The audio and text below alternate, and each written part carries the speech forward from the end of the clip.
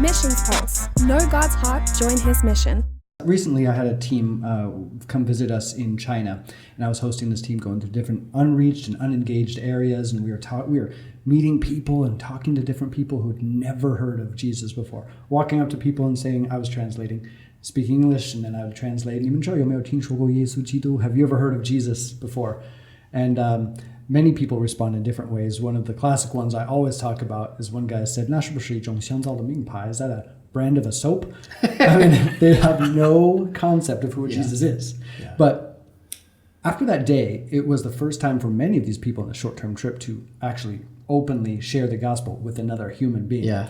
And so at the end of the day, we're kind of debriefing about what happened, what took place throughout the day. And I asked the question rhetorically, can you be a Christian and not share your faith? And it was kind of a awkward, pin-drop silence conversation. One girl came up to me afterwards and she was really moved. And I didn't want her to feel ashamed. And even in asking this rhetorically to people who are watching now, I don't want to shame people and say, if you're not out there passing out tracts, then, well, no, that's not what it's about. But it's relational. If our lives have been impacted by a touch from God, experience His grace and glory, how can we not respond and open our mouths and proclaim what's happened? Yeah, and even just take whatever step that you can take today. Sure. Right? And so when I was talking about like my fitness journey, one of the hardest things about that was just accepting the reality of where I was, because I look at other people who are just so much further along, and I was like, I can never be like them. And you know what? Maybe some of them I can never be like, and maybe that's true. But some of them I can't be like yet. Yet being the key word. And some of it is just, this is just where I'm at on my journey today. Yeah.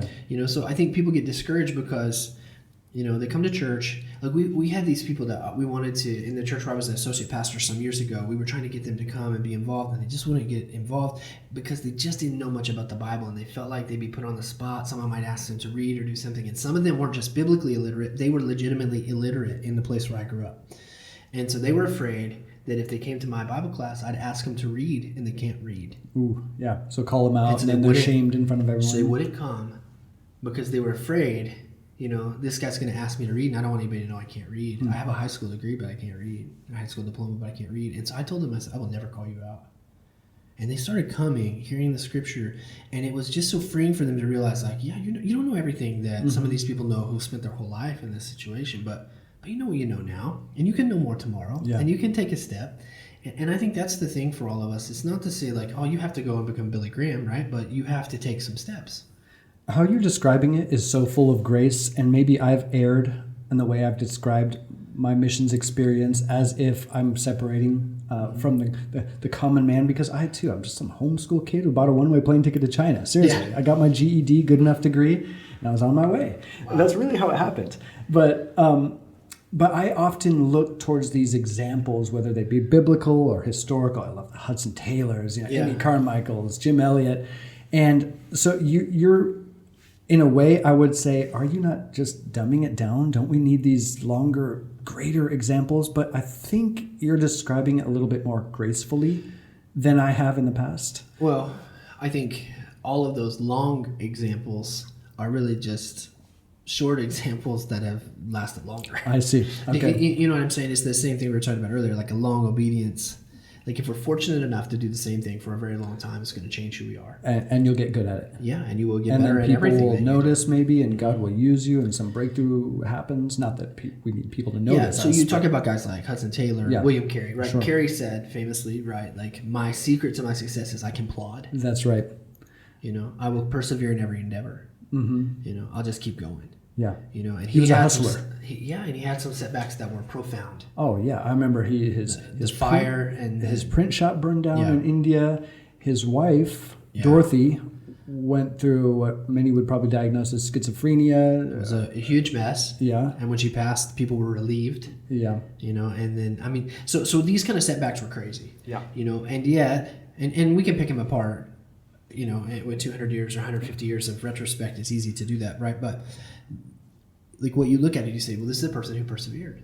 Yeah. And I look at this now. I mean, the way that one of the frustrating things these days is the way that we look back at people from 5 years ago or 50 years ago or 500 years ago, and we judge them through the grid of today. And I think, in 10 years, 15 years, people are going to look back and they're going to say, Jimmy screwed all these things up.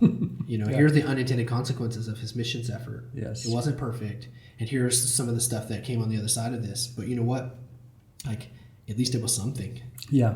It was one of my favorite passages that I used to teach a class on theology of missions, and there's a book by David Bosch, Paradigms in Mission, Transforming Mission. And he says, kind of a paraphrase, but he says that the missions endeavor is accomplished somewhere between the tension of God's sovereignty and human confusion.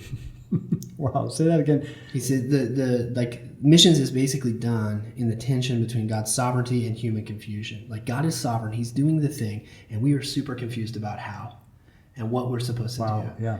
And so we're going to do this. Very well describes the missions experience. It has been my experience 100%. So one of my mentors, one of my professors, he was very good about telling us, here's this thing that that we shouldn't do it this way, and here, see how this thing is over here. That's not really the best way.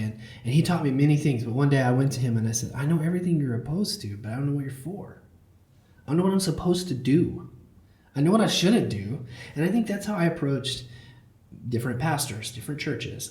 Here's my disclaimer about those guys. Here's my disclaimer about these people. And now, I've come to a place, because I don't know why, through whatever process, to just be able to say, you know what? If they give me best effort to follow Jesus and help make him known, like, the Lord can correct this stuff. He can tighten it up. I want to be gracious to them because somebody's going to have to be gracious to me. Yeah, that's right. Yeah. And I think there's a lot of people who want to be part of this grand venture.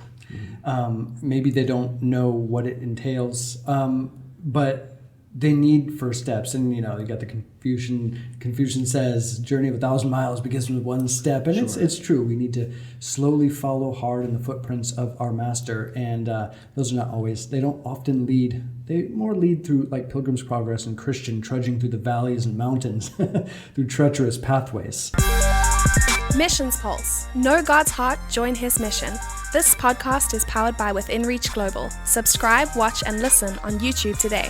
Visit missionspulse.com. Thank you so much for watching. If you enjoyed that video, leave a comment below. Tell me what you thought. Also, you might want to check out this video here. And honestly, that one's not bad either. Make sure you subscribe to Missions Pulse by clicking the subscribe button right here, and also click that little bell button so you get notified every single time we post a new video.